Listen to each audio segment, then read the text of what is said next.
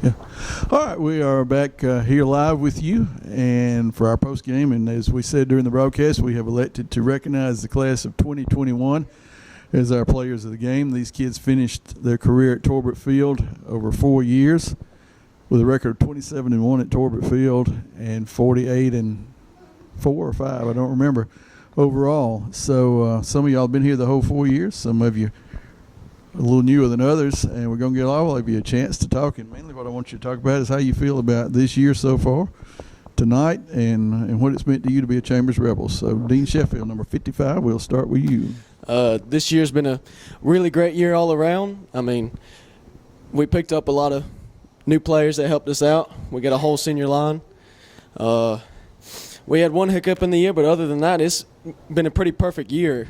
As far as I can say, we come out tonight, we win, and most of us know what it's like to be at a state championship, and it's nice to keep it going. But some of them Valley kids that came and Davil kids, it's nice to get out there and take them to a ship for their junior year, senior year, especially Austin Fettner.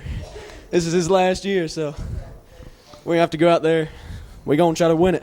6 years in a row. That's pretty incredible. Sir. Number 10, Peyton Allen. Yeah, like Dean said, it's a great year this year, and for most of all these seniors, been here since about 6th grade. And some of them freshmen and one new one. But just being at Chambers Academy is just I couldn't imagine going to a better school. It's just a great experience, and all these guys, and we got one more. We got to get it done. Big game next week, so we'll be ready. Number 5, Josh Holliday. Come out. All right, I got you. Come out Friday. We ain't taking no for an answer. We're bringing this thing home. Go Rebels. Jacob Oliver, number 63. 63. Sorry about that. It's been a fun year. Everybody always told us that it was going to fly by, and I didn't believe them, but dang, it's flew by. And we've dominated most of the year, but that one hiccup, like Dean said, and we just got to dominate next week too. Number 7, Jake Higgins. Y'all just come out and support Friday. Go Chambers. 75, Austin Fettner. It's been a great year here at Chambers as a senior. Come out next Friday and support us. Number 30, Kate Tarver. Like Peyton said, I couldn't imagine going to any better school. I've gone here since I was in K4. I've gone here my whole life, and I love everybody here, and just been having a great year, and want to finish it off great.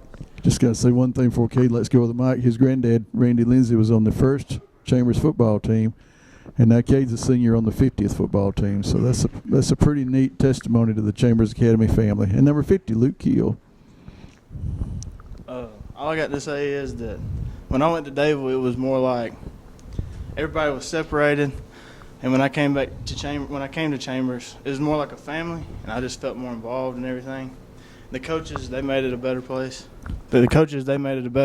And I mean, I just love everybody here. That's all I got to say. Good deal. All right, you guys keep sitting there, and Coach Allen, you come join us. Booch. These guys, Calvin, what was their overall? They've lost. Let me look it up. In 4 years, they've lost. I counted it up for Judge 4 Crowder. games, I think. 4 years, they've lost 4 games. What's that? I believe it was 48-4. I can't say enough about these young men. Their character is what stands out to me. The way they handle themselves in the classroom and in the hallways and in our school. These guys are not only competitive on the field, but they're competitive with their grades. And just when you got a bunch like this, good things are going to happen for you as a coach. All we really had to do as a coaching staff is to point these guys in the right direction. And, they've really taken a leadership role. We've said all year we wanted to be a player-led team and not a coach-led team. And these guys have led our football team to this point. And it's been my honor to be their coach. And I couldn't ask for a better bunch of young men. 47 and 4. Of course, 48 and 4 is doable. That's right. 48 and 4 is doable. It's doable. And then if you count the year before that, several of them played as 8th graders. We were 12 and 1 that year, so you're talking about 60 and 5. So, or 59 and 5. So, wow. I mean, these guys have won since we were in Pee Wee together when I came back. And we decided, I said, hey, I'm going to coach Pee Wee, I'm going to coach at junior high, and I'm going to coach at high school. We're going to teach these guys the same thing all the way down. And, I mean, they know it, and they believe in it. That's all they've ever done. And we're a buck sweep team. These two guys playing guard have pulled 20,000 miles in their career since junior high. And I told them, you look at them on film, they look like synchronized swimmers when they pull out there. Their left foot steps, their right hand moves. It's just all together. And of course, just everybody hears. These kids have been great. They haven't given me a minute of trouble, and I'm really proud for them more than anything. Well, let me brag on your coach a minute, guys. He just finished his 19th year as a head coach. 9 years out of 19, he's ended up in state championship games. So y'all are playing for a great leader. Just one. It's all right. Yeah, not bad. Yeah, not quite 50%, but we're working on it. And just won his 148th game in his career, so not bad at all. And he's a homegrown This is where I love to be, Cal. Yeah, 1992, is that right? 1992, and I've been here most of my career, and this is where I want to be. Now, you told me at the beginning of the season, I feel like the two teams with the most talent in 2A are Escambia and Chambers. Yeah. Well, I'll be doggone. That's what happened, wasn't it? Yeah. Yeah. So, what do you know about Escambia? What can they're a very good football team. They've been in the AA state championship the last 2 or 3 years. They won it 3 years ago, I think. They've got some really good players, and it's going to be a tough game. I've been watching them off and on throughout the year, and we're going to have to be ready to play. But we're excited. I know our guys are going to be up for the challenge. All right.